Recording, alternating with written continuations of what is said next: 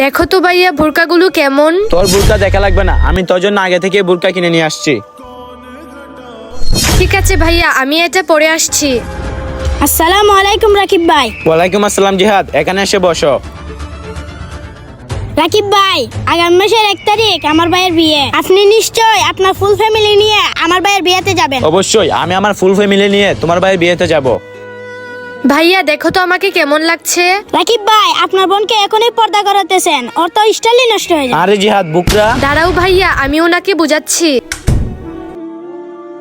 ভাইয়া ধরেন, এখান থেকে একটা ললিপপ নেন।